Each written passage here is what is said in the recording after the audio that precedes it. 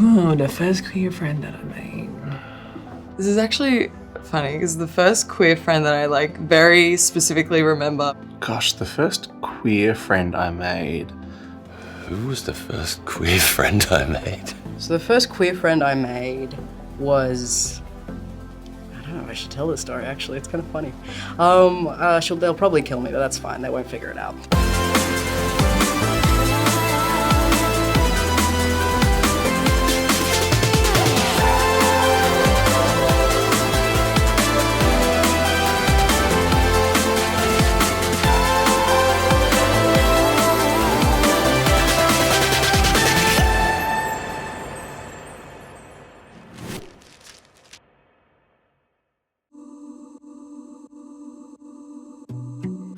The first queer friend I made was my coworker working in retail, Stuart.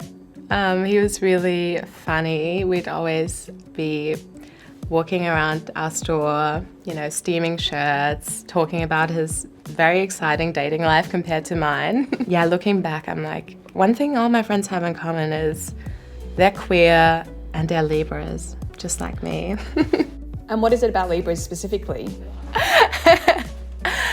The thing about Libras is they love to laugh, they love aesthetically beautiful things and experiences, and we don't take each other too seriously. We can laugh about the ups and downs that kind of come our way.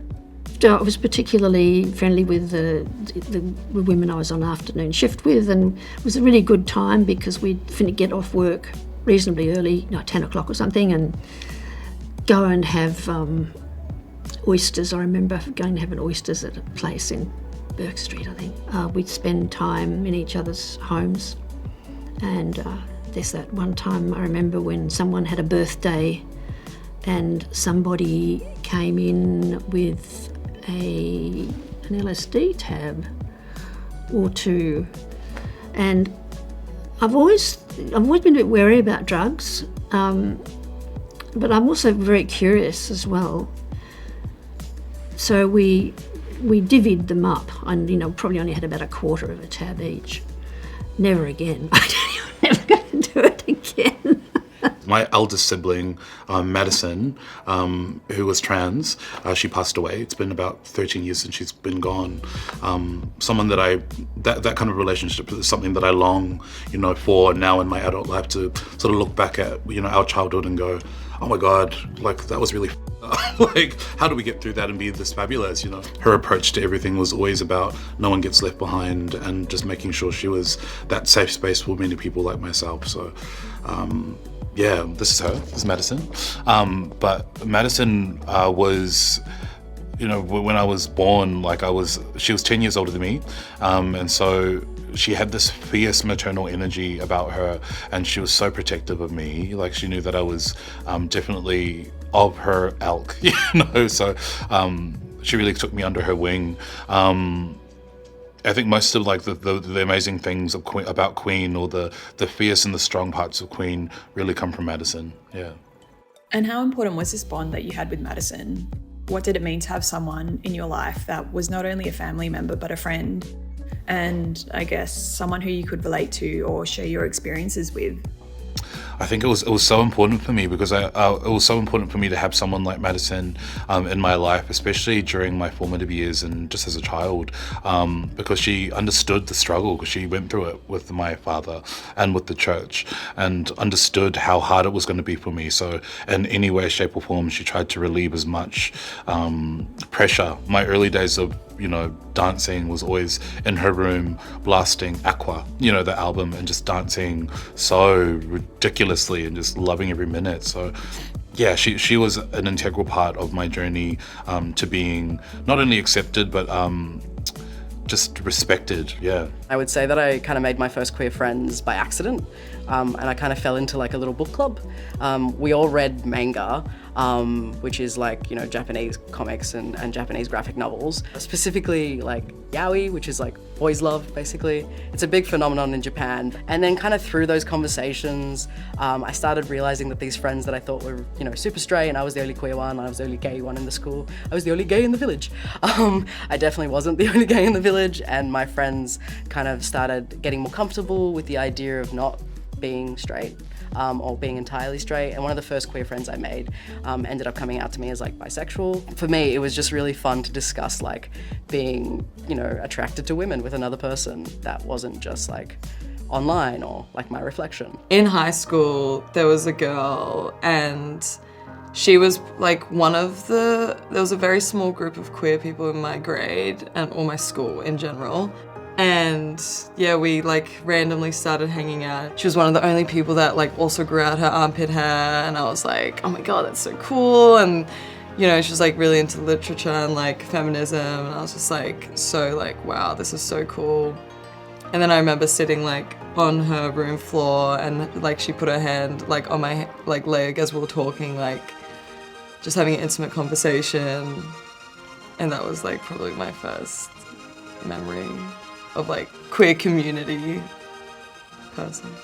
I came to Sydney in 1991. I wanted to be a part of Sydney and this vibrant community of LGBT people. This photo is, we're all trans kids, you know. We all came from the Pacific Islands, and the world was really very cruel to us. There was so much abuse and discrimination in those days. We'd sort of come home and we'd tell each other about the most dreadful things that people used to do to us and say to us, and we'd sit there and giggle and laugh at the absurdity of it all. And that's where I learnt to start, turning tragic things into funny stories. Sometimes you've got to do these things to survive mentally. And I learnt that amongst my sisters. Sadly, you know, not all of us survived. Most of us did not survive. You notice we all got the same hair colour. That's because we used to copy each other. And everyone used to think we were sisters when we'd go out. For me, this memory is still very much cherished. There wasn't a lot of places to go back then, in the far off days. In fact, we had to make places for ourselves.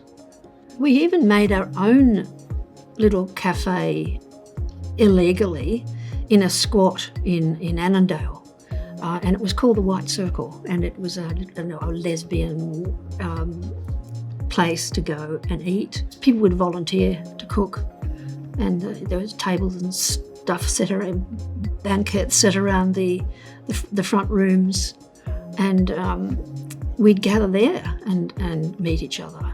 Women would squat in buildings that were owned by the church or the government, and no one was in them, and they were just going to waste, and women were getting beaten up and they had nowhere to go. So women squatted in these buildings and claimed them and turned them into refuges.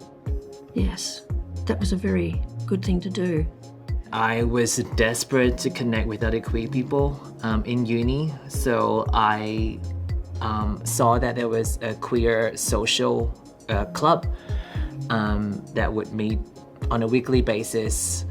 But that was really hard. I remember the first time I went to that space, I literally sat outside the building for like maybe an hour, contemplating whether or not to go in, because it's also like at the time I was still struggling with accepting my own queer identity and my sexuality. I was like, if I go in, that means, for me, I remember like as like, I don't know, like an 18, 19-year-old, like if you go in, that means you are gay or you're queer. And I wasn't ready to completely say that to myself.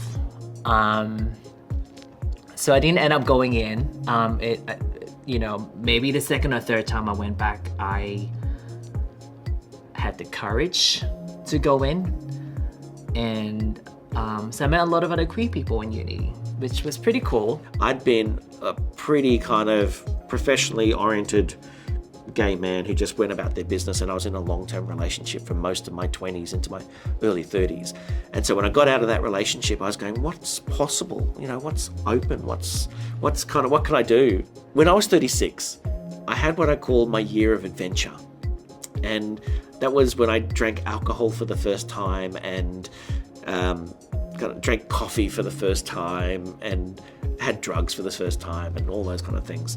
Different experiences. And part of that was also these queer spaces. Then I made almost a political decision to be gay. And I couldn't look back. Holy moly, the things I got up to. I do not want anyone out there hearing the things I got up to when I was 36. Number one, too old, but fabulous kind of experiences, sexually, socially, kind of exploring myself and my body and feeling liberated in a kind of queer space.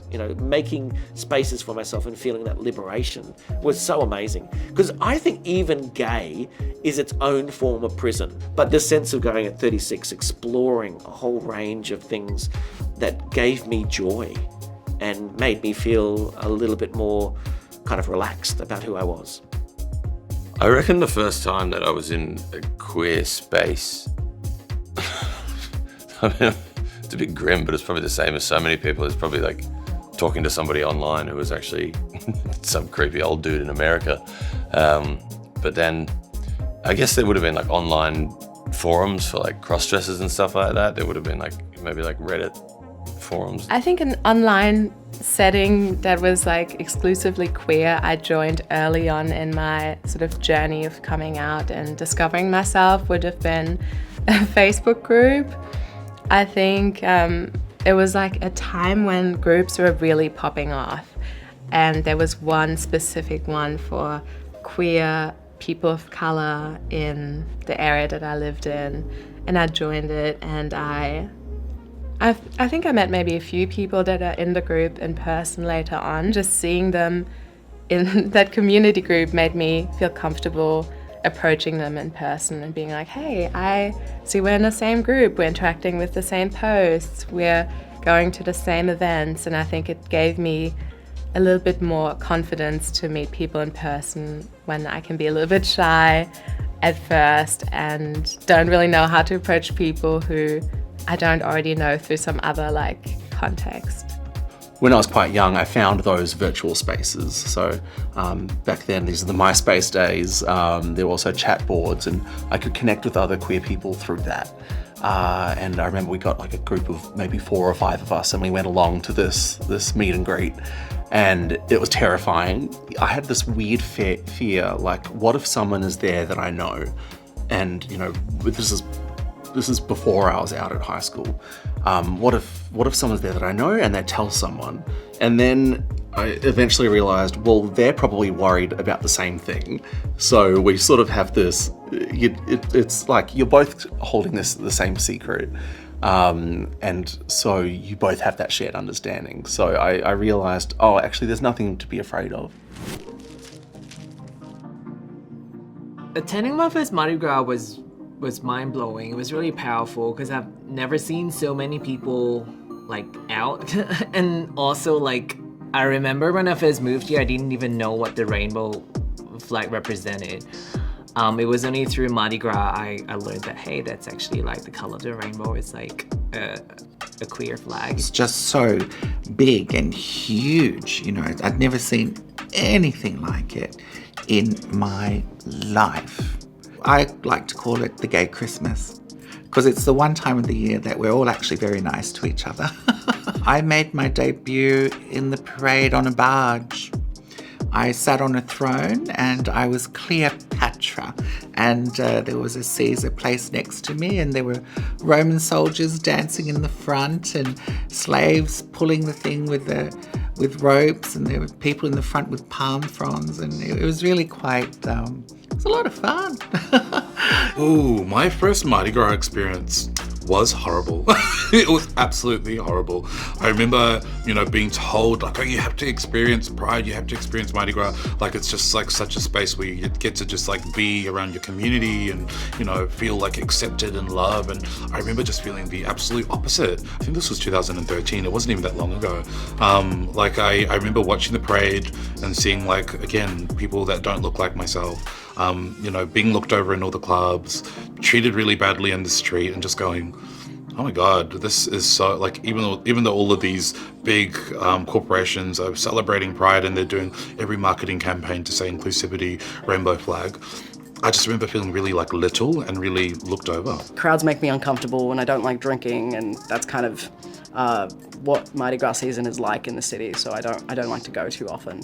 Growing older, I found different ways to connect with Mardi Gras. I go to more poetry events, I go to more art events, and I kind of find my people there. And that's how I like to celebrate and enjoy Mardi Gras. And if I really feel like watching the parade, I'll watch it on the live stream. So my first Mardi Gras was nothing to note. I just got too drunk, went to a couple of parties and left, and didn't fully grasp the importance of what the event was. It was probably my second Mardi Gras that I learnt more about the history, the importance of it, the different organizations involved with it, and realized Mardi Gras is more than just a party. It's more than just a social space. It's a movement. It's a protest. It's giving back to the community as well as taking something fun out of it. The Mardi Gras in 1978 was the first of its kind. It wasn't the first action that anyone took, but it was certainly the first event, and it became so important because it was basically attacked and brutalised by the police. And that is the moment that has been celebrated, for want of a better word, in all following Mardi Gras events. I wasn't at the Mardi Gras march itself, just wanting to make that clear, but I was there very quickly at the cop shop, the Darlinghurst cop shop, when they'd taken everyone off to jail, and we all stayed outside and and were yelling at the cops. And the cops were very frightening. They were very intimidating. I wasn't arrested. I wasn't in that lot, but I was at the police headquarters immediately afterwards, like within minutes. We had phone trees. No magic phones then. Phone trees where we'd ring each other up if there was someone needed assistance, and we turned up there. It was really, really scary because the people who'd been arrested, even not arrested, the people who had been there when the cops, descended on them, I think they were all completely traumatised. People's names were printed in the paper, and people lost jobs and they lost their families, and it was just a very damaging thing to do. And it was quite indicative of the situation for homosexual people at that time. There was a lot of gay bashing too then, and murders, terrible stuff. So yes, you can understand the push for some kind of not renovation, it's the word I'd use. There had to be change. There had to be change in the law. There had to be change in the law and people's attitudes. So there was a lot of work before that in terms of making homosexuality legal, and but that seemed to be a turning point. That was when it really hit the fan, if you like, and came very, very strongly into the public notice. There was just so much stuff in the paper about it for quite some time.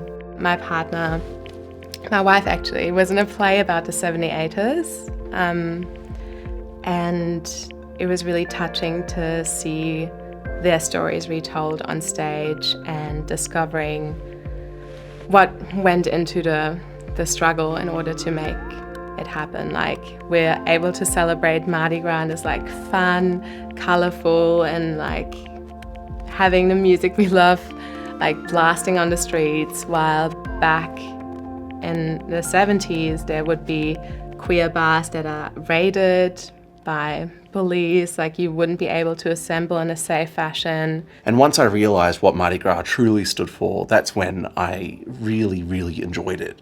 That's when I found my place and eventually found my way onto the parade and joined different community groups that I connected with. And as much as it's amazing to celebrate, it's also very important to acknowledge, where we've come from and the sacrifices that were made, for us to be able to celebrate and, dance and party and listen to Cher and all the other big celebrities that come and make all the money, So, yeah, I think lots of people forget that and, choose to celebrate, which is great. But I think a part of our history is, especially here in Australia, is acknowledging what came before. And I think Australia has an inherent issue with acknowledging history and, the complex history that this land has seen. Before I'd seen the play, I had no idea. We have a book that Robin Kennedy, who is one of the 79ers, collaborated on. It's like a 78. So 78, oh my God. 78, 79, I'm thinking about 69 for some reason. Okay. And in what ways did this knowledge change your experience? Learning about the history of Mardi Gras made me appreciate everything that had to go into the celebration, like the struggle that comes with it. And I felt more grateful, celebrating it and having that history. It's sort of like, when it's your birthday and you're like, oh my God, it's my birthday, it's the best day of the year. But then your mum tells you your birth story and it's harrowing and you're like, what do you mean you're in a hospital for this long and you went through all of this just to have me? And, it's sort of like that, that story of kind of giving birth to a movement. I don't know if that's too much, but yeah, starting the movement so that now we're here.